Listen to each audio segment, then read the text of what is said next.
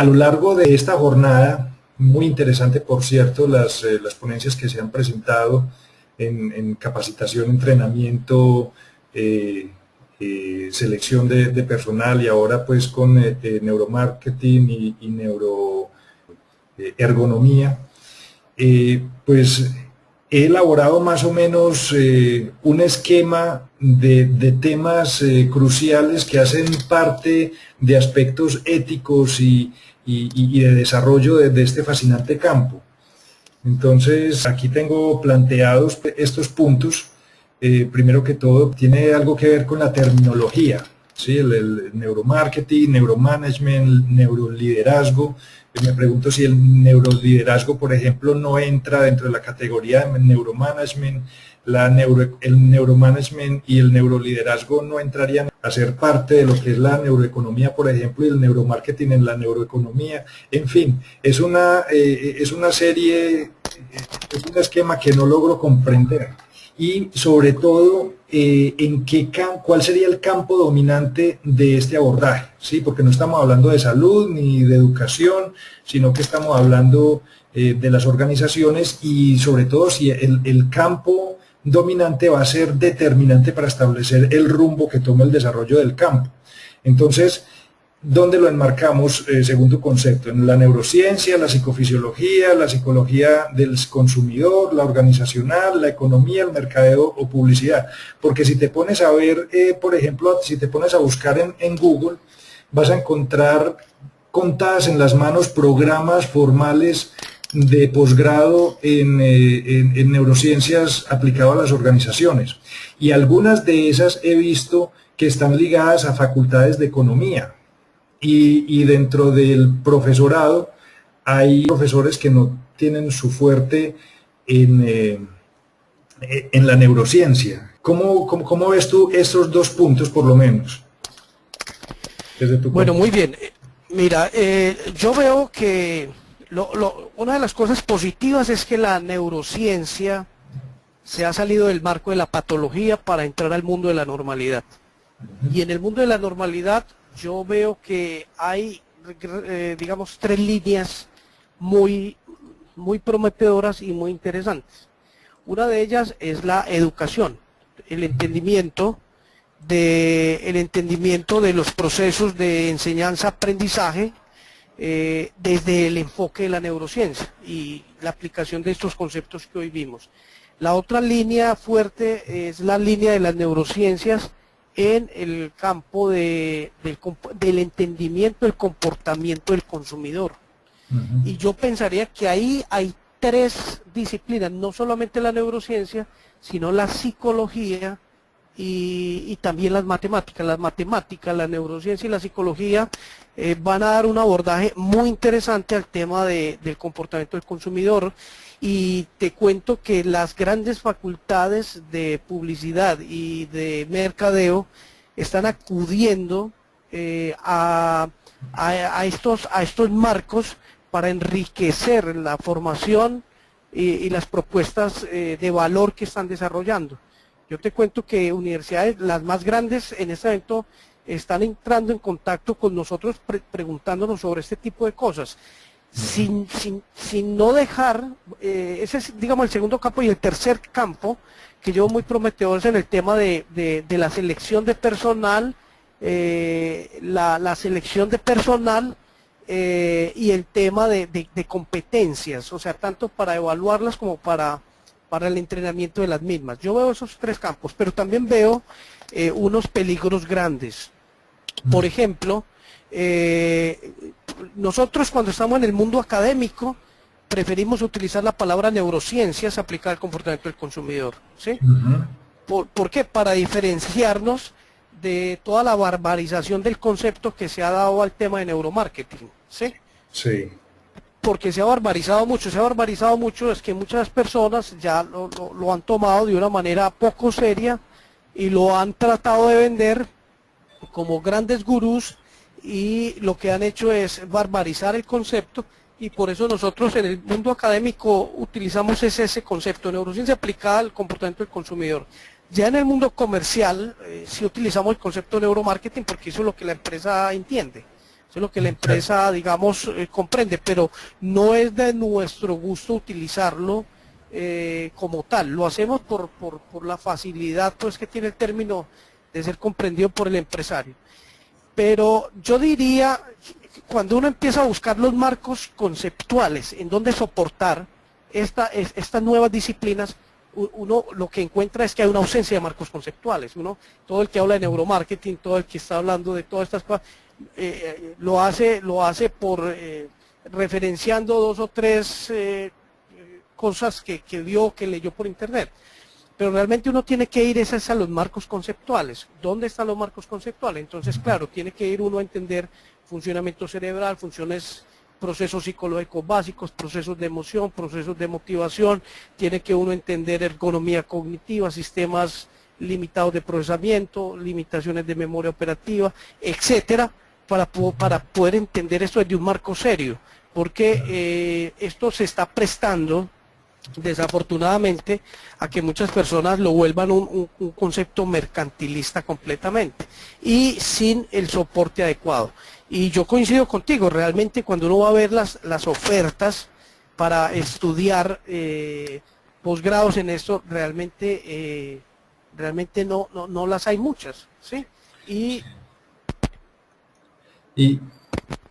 no las hay de parte de universidades serias. Yo creo que aquí es necesario que la psicología, la neurociencia y otras disciplinas afines, porque cuando por ejemplo uno habla de comportamiento del consumidor, está hablando de sociología, está hablando de antropología, está hablando de semiología, está hablando de neurociencia, está hablando de psicología. Yo creo que nosotros tenemos que empezar a empoderarnos directamente del tema. Y no simplemente, porque desafortunadamente la psicología en Colombia, las otras disciplinas o pseudodisciplinas o pseudociencias le colonizan los campos de acción, ¿sí? Entonces, si vamos a hablar de comportamiento del consumidor, hablemoslo serio, hablemoslo de marcos conceptuales serios, bajo hallazgos serios, ¿sí? Y con toda seguridad que la respuesta que podemos dar es bastante acertada y bastante seria. Pero yo creo que nos falta empoderamiento a todos nosotros como gremio. ¿No será, Henry, que la psicología organizacional necesita llenarse o nutrirse un poco más en contenidos con relación a esos que acabas de mencionar, de antropología, neurociencia, etcétera, y apropiarse desde ese punto de vista? Porque te digo una cosa, las observaciones que tengo yo desde la comunidad neurocientífica tradicional, que su fuerte está en la salud y en la educación con el fin de atender situaciones problemáticas, alteraciones, en fin, para mejorarle la calidad de vida a las personas, pues tienen una visión bastante negativa con relación a esto de la neurociencia aplicada a las organizaciones. De hecho, los más ortodoxos se atreven a hablar de la prostitución de la neurociencia en ese sentido, porque atienden, o muchos de los neurocientíficos que se van por este campo, atienden objetivos mezquinos de las universidades que pretenden consolidar un monopolio de sus productos o servicios, etcétera, etcétera, etcétera. Desde mi punto de vista me estoy metiendo en este campo porque he descubierto a través de investigación concreta, de evidencia, que se necesita de alguna manera conocer la normalidad para poderlo aplicar también a la salud y a la educación, porque el problema en la educación, la neurociencia aplicada a la educación y a la salud, es que se están especializando tanto que están fragmentando completamente el campo y ya casi no hay entendimiento entre las diferentes ramas. Por ejemplo, un neuropsicólogo conoce muy poco de neuroendocrinología y neurofisiología. De hecho, no conozco muchos programas de neuropsicología en donde se les capacite en la interpretación profunda de un electroencefalograma, etcétera. ¿Sí? ¿Qué opinas tú? Yo veo, a ver, son elementos muy importantes los que tú dices. Primero, a mí me parece triste que los psicólogos se hayan olvidado, porque eso parece aplicar para Colombia, con algunas excepciones. Que la psicología colombiana se haya olvidado de la psicofisiología me parece supremamente triste y un error gravísimo, Claro. porque la concepción biopsicosocial del hombre empieza por ahí, por la psicofisiología, y los estudios empiezan a ser duros desde que uno los asume desde la psicofisiología, ¿sí? O sea, yo creo que ese ha sido el cognitivizar demasiado al hombre, o el de, por no hablar de otros modelos, alejado de los procesos biológicos. A mí me parece un error grave en la formación de los nuevos psicólogos. Y yo que fui decano y que he sido profesor toda mi vida, me preocupa mucho digamos, los modelos mentalistas de hombre que se están, digamos, generando o se están estudiando en las facultades de psicología de nuestro país. Yo pienso que hay dos campos que se han fragmentado, que son muy graves y que la psicología ha perdido mucho con ello. Primero el conocimiento de la psicobiología y la psicofisiología, y segundo el conocimiento de la psicometría.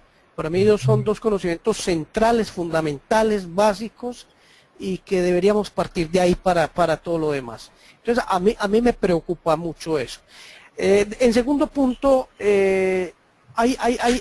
los hallazgos del cerebro que están ocurriendo sobre el cerebro, yo diría los 4 grandes hallazgos sobre el cerebro últimos, los hallazgos de neuronas en espejos, el funcionamiento de las células fusiformes, el estudio de Eric Kandel sobre el descubrimiento de cómo los estímulos ambientales pueden codificar o pueden hacer codificar para expresión de genes, son temas que le dan al centro a la psicología y le dan un marco teórico enorme a la psicología, pero los psicólogos en Colombia lo desconocen.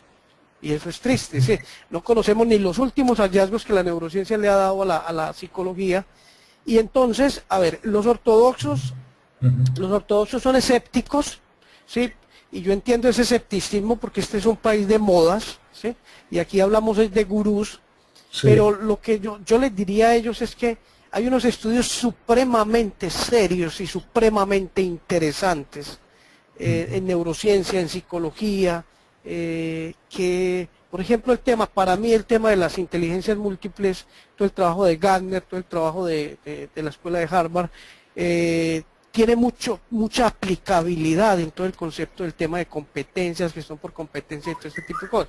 Y a mí me parece que es un marco serio, que es un marco interesante, ¿cierto? Que ya incluso en la educación ha generado grandes transformaciones. Pero no podemos tapar el sol con una mano. Yo creo que la neurociencia nos está dando unos hallazgos enormes para cualificar nuestro ejercicio profesional en las organizaciones. Desconocerlo sería también un error, pero también es que las organizaciones deben ser más cautas en el momento en que compran o consumen un servicio, una solución, o contratan a un consultor, porque gran mayoría de esos consultores que no tienen la formación básica en neurociencia, en psicología, en psicofisiología, no tienen realmente mucho que ofrecer más allá de la retórica, es decir, mucho más allá de la palabrería. Entonces, pero desconocer lo que la neurociencia nos está mostrando ahora sería mejor dicho, quedar por fuera de los grandes avances y poder generar nuevos campos de innovación al ejercicio del profesional en las organizaciones. ¿Crees que de alguna manera entonces la neurociencia se esté convirtiendo en algo así como una ciencia básica? No sé si te interpreto bien, pero es como una analogía. Lo que dirías es que, por ejemplo, las matemáticas sirven para construir un puente, pero también para armar una bomba atómica. Es correcto, sí. La neurociencia, mira, acá el gobierno de Estados Unidos acaba de redireccionar los recursos que iba a aplicar al espacio nuevamente a la neurociencia. La neurociencia realmente es una macrociencia donde confluyen más de 25 o 30 disciplinas distintas, pero la neurociencia lo hacía Rubén Ardila en uno de sus libros. Rubén dice en uno de sus libros que el futuro de la psicología va a estar muy al lado de la neurociencia y muy al lado de la psicofisiología. Es decir, la psicología evolucionará acompañando a la neurociencia, dándole todo el concepto psicosocial a todo el concepto bio. De hecho, hoy hay una disciplina muy interesante, yo la veo de mucha proyección, que se denomina la neurociencia social cognitiva. Es una disciplina muy interesante. Lo mismo que hay otra ciencia que desde la psicofisiología me parece maravillosa, que es la psiconeuroinmunología. Sí. Son ciencias que nos están demostrando que el futuro de la psicología va a estar hacia allá.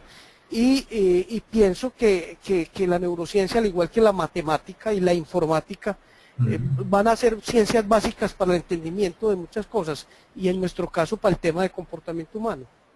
Claro, perfecto. Bien, sí, pues, esta es una inquietud pues que más o menos vengo clarificando con respecto a lo que vas diciendo, y es que pues bueno, y tomando lo anterior, es que también depende mucho del campo dominante que se le dé, digamos, al desarrollo de la neurociencia aplicada a las organizaciones, porque, por ejemplo, desde una facultad de economía, probablemente el objetivo principal sea crear necesidades, aumentar la competitividad, monopolios, etcétera.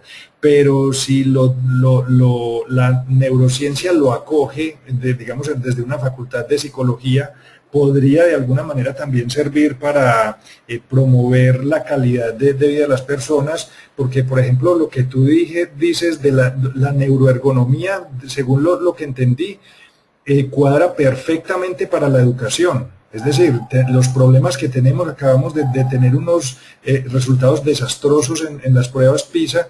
De alguna manera la neuroergonomía aplicada a la educación podría resolver muchos problemas, ¿no?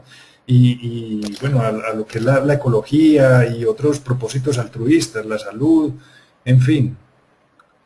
Claro que sí, no, la base de la neuroergonomía para el tema de educación es clave, ¿cierto? Sí. Máxime porque yo creo que la educación se irá virtualizando cada vez más, ¿sí? Yo creo que ese futuro es un futuro claro. La educación cada vez estará más virtualizada, ya los posgrados están virtualizados, los eventos como este están virtualizados, los encuentros están virtualizados. Ya tenemos pregrados y universidades virtualizadas. Claro. Es decir, la virtualización es una realidad que se vendrá en los próximos 15, 20 años, y la ergonomía cognitiva será necesaria, será fundamental en todo ese diseño de esas interfaces. Claro. Bueno, no, pues Henry, muchísimas gracias por tu valiosísimo aporte a este evento. Yo pues soy partidario de abrir las puertas, digamos, de la neurociencia a las organizaciones, porque es innegable. Digamos que la neurociencia va a tener un impacto en la vida cotidiana de todas las personas, y el mundo no va a ser el mismo en unas cuantas décadas. Y bueno, todo gracias pues a la neuroergonomía, neuromarketing y muchas de estas variables. Lo importante allí es balancear un poco entre los objetivos exacto, ¿no? Exacto. Bueno, Henry, muchísimas gracias entonces por tu participación. No veo preguntas o solicitud de la palabra. Nos están acompañando gente de varios países, de Chile, de Colombia, de México, me parece que de Portugal también.